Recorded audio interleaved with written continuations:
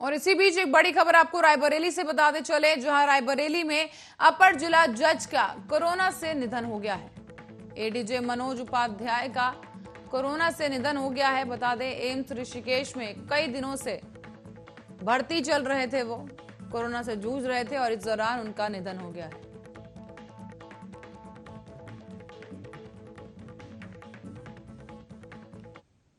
और इसी बीच रुक करेंगे अगली खबर की ओर। आपको बता दें, देश में कोरोना संक्रमण के नए मामलों और मौत की संख्या में एक बार फिर से तेजी देखने को मिली है। स्वास्थ्य मंत्रालय के ताजा आंकड़ों के अनुसार पिछले 24 घंटे में 1,32,788 नए कोरोना के मामले सामने आए हैं। तो वहीं आपको बता दें कि 3,207 संक्रमितों की जान चली गई है।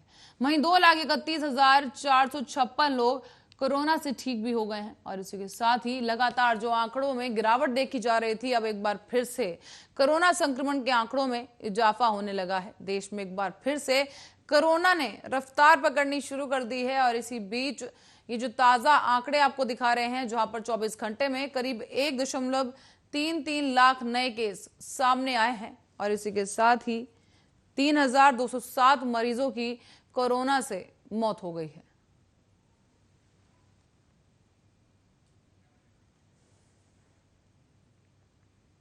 केंद्र और प्रदेश सरकार के आदेश के बाद अभी इंडस्ट्री को ऑक्सीजन निर्माण की 10% ही ऑक्सीजन प्राप्त हो रही है। साथ ही आपको बता दें, एमएसएमई में फर्नेस चलाने के लिए स्टील, एल्यूमिनियम और कॉपर जैसी कार्य प्रभावित होने के चलते 14 अप्रैल से अब तक उद्यमियों को करोड़ों रुपए का घाटा हो चुका है।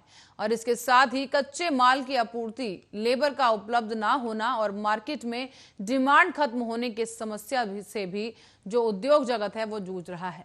मेरठ के विभिन्न ऑक्सीजन रिफिलिंग प्लांट में ऑक्सीजन की आपूर्ति आइनॉक्स मोदीनगर और एमजी गैस गाजियाबाद के द्वारा की जाती है।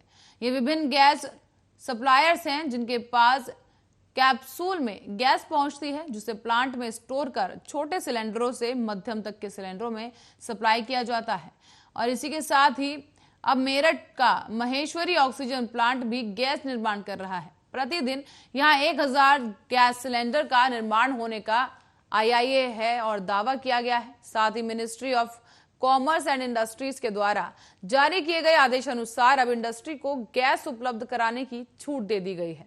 हालांकि गाजियाबाद और मोदीनगर के सप्लायर्स का यह दावा है कि वो अभी जो है 55.82% ही ऑक्सीजन इंडस्ट्री को सप्लाई कर पा रहे हैं।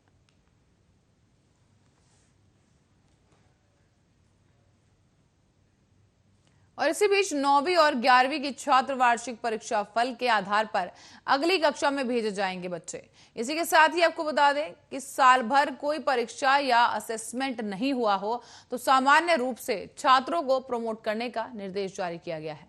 शिक्षा विभाग के निर्देशों से सभी स्कूलों को इन दिशा निर्देशों से अवगत करा दिया गया है। और इसी के साथ ही कक्षा 6ठी, 7वीं, 8वीं और 9वीं के साथ साथ 11वीं के छात्रों को प्रोन्नत करने के संबंध में अगर किसी प्रकार की शिकायत होगी तो उसकी सुनवाई जिला स्तर की कमेटी करेगी।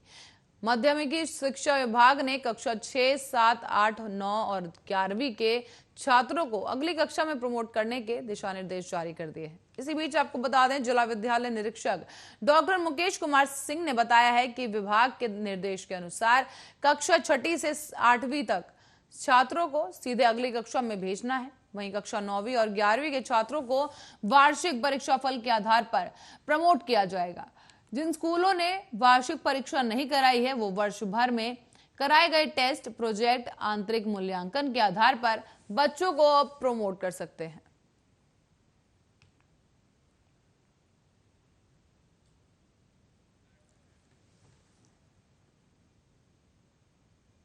और कोरोना के मामलों में लगातार हो रही कमी के चलते अब दिल्ली समेत कई राज्यों में लॉकडाउन में ढील दिए जाने का सिलसिला शुरू हो गया है।